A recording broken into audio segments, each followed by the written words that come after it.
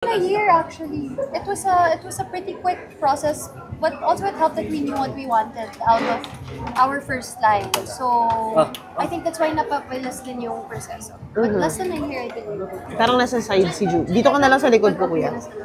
But how are you? Kamusta yung what did Danny say? Kasi did you get anything from the business playbook? Oh wow, Dani's amazing at what she does. Yeah. That's why she's going to help us with her first TikTok live. Talaga? Because my sister, she's amazing. So, yeah, she's been giving tips as always giving her advice. Oo. Palagi niya akong in-encourage to do a live. Yeah. So, we're going to do that together. But Danny is like that. Ikaw parang mas hindi ka ganun eh. Mahihayin na ako pag live na yung ano. Oo. Naman nahihiyan. Oh, grabe. I'm kidding. No, but really, what made you say that you're ready for business? I don't know, really. I don't think it's about. I think just having the right team behind you because hindi naman din ako expert on this field. So much respect sa lahat na mas nakakaalam ng business aspect of this and even trusting my feedback on, I guess, the products, on the creative direction. But really, it's so crucial to have the right team behind you and everybody na align sa gusto mo. They know exactly how to execute it. So really, just all credit and props to the team behind me.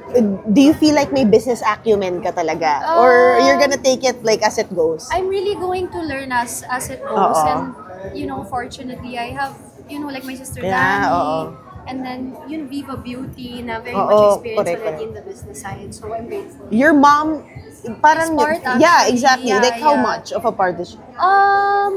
She wanted, she didn't ask for too much of a part, but she wanted to be, I wanted her to be a part of it. I feel like ang dami ko na ring nagawa na hindi ko pa siya nasasama sa isang venture. So, this is the right one to do it. Ang sweet, nakita ko, special request mo si Erich, dumating. Yeah, Yung sister mo. Kasi ma-makeup yan eh. Ay! And sa kanya ko talaga natututunan yung mga tinted na look ko.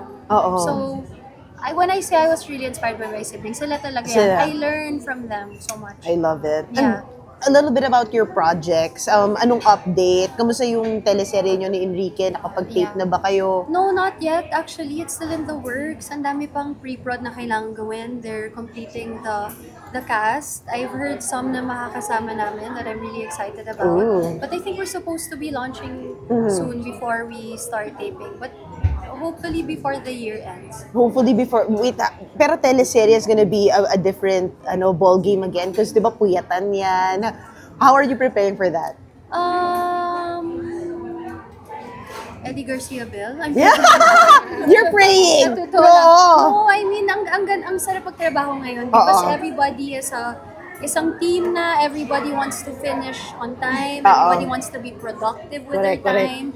Ang dami talagang natuto sa pandemic. So now, productivity and syempre, respect sa time ng lahat. So, I'm not too worried about the puyatan, though it may come.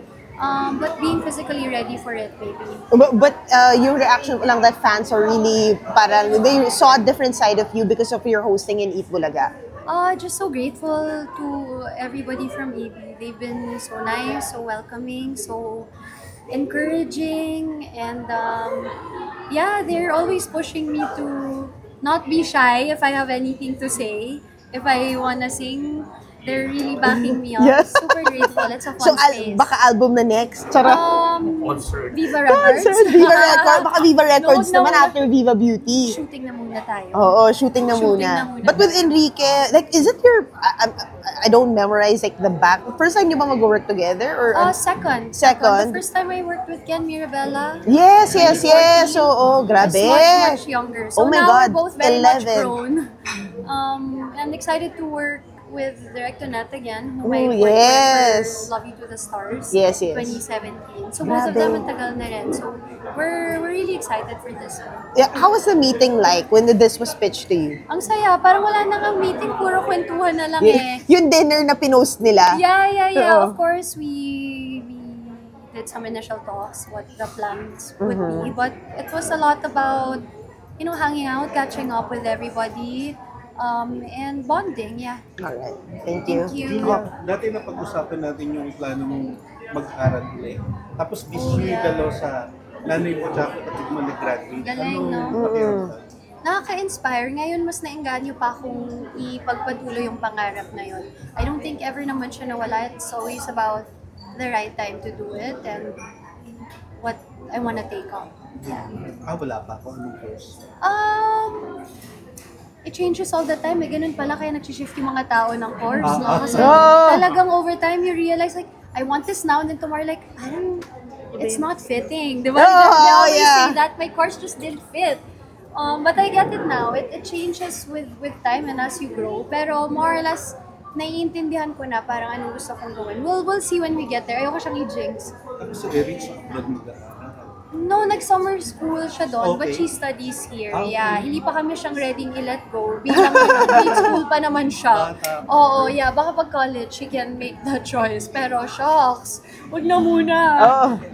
Yung nag-summer school nga lang, sinamahan pa namin. Sumama ka din. Yeah, we went to Oh my London, my gosh, mom and I. yeah. We waited for her to be done. Pero grabe ka. Super handsome ka kay Leon tsaka kay Eric. We're all very hands-on with each other. Ganun ang dynamic ng family namin. Very supportive of each other. Julia, fun question lang. Uso ngayon yung mga nepo babies. Would you consider yourself as a nepo baby? Yeah, in what sense though? Yeah. Kasi parang may dalawang meaning na siya eh. Oh!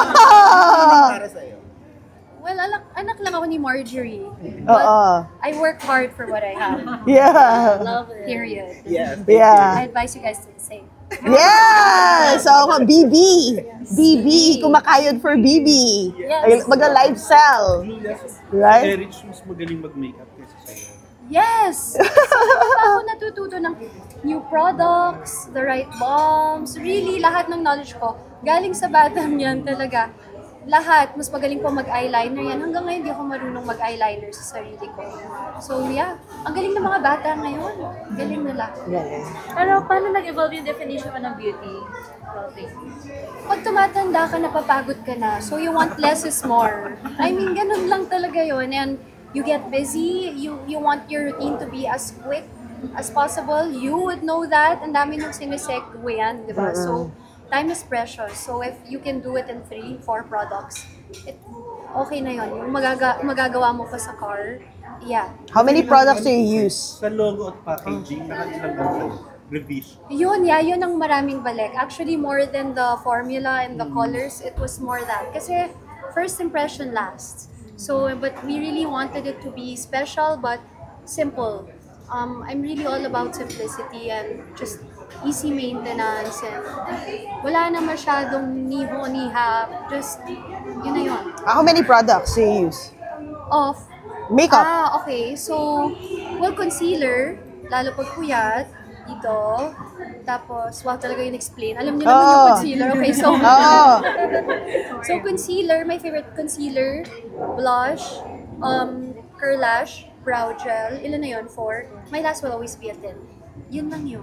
Pero love dumarating it. ba yung time na parang feeling mo parang ayaw mo muna mag-makeup, pahinga mo lang? Lumalabas ka pa rin ng bahay ng walang Oh, makeup? sobra. Grabe. I love those days na nakapagpahinga yung skin ko. And then, you know, when I get back on the makeup chair with my glam team, they really notice the change kapag nakakapagpahinga yung skin mo. So, again, the older you get, you really cherish those days. Speaking of the product, Julia, how do you plan to share this with your fans sa Itbulaga, considering na medyo kikay-kikay kayo doon? Baka masabi nila masyadong high-end yung product ko. It's actually not. It's very accessible, very simple, very minimal. I don't think there's anything intimidating about these products. They're very simple. Hindi nga din overpowering yung mga kulay na napili namin. We'll slowly learn and we'll slowly grow. But right now, I just wanted to introduce a line that was simple and easy. Tatanggap na kayo ng mga out-of-the-country orders. I think pag na-receive ng well yung first line, then the operation side will see how far we can evolve and expand. But right now, we're very focused on what we have now. Yeah. Julia, ano yung self-care routine mo sa damdamin ngayon? Wala na nga din masyado. I'm just sobrang nang gustong matulog. Sleep. Yun ang I'm working on that. But yes, I do drink water. Sleep is so important. Yun talaga yung nagpapa-glow sa'yo the next day. Look sa sleep sa'yo. Yeah, sobra. Super talaga. Well, I make it to a point talaga 7 to 8 ako. And in fairness, the past months, nakaka 7 to 8 ako. Wow, congrats. Yeah. Oo, Yeah. mahirap yun. Mahirap yun. Oo. Siyempre, it's not like that every day, but I have more days na ganun. Nice, Thank you, nice. Lord. Yeah. Thank you. Thank you. Thank you. We'll just get B-roll. Yeah, sure. Short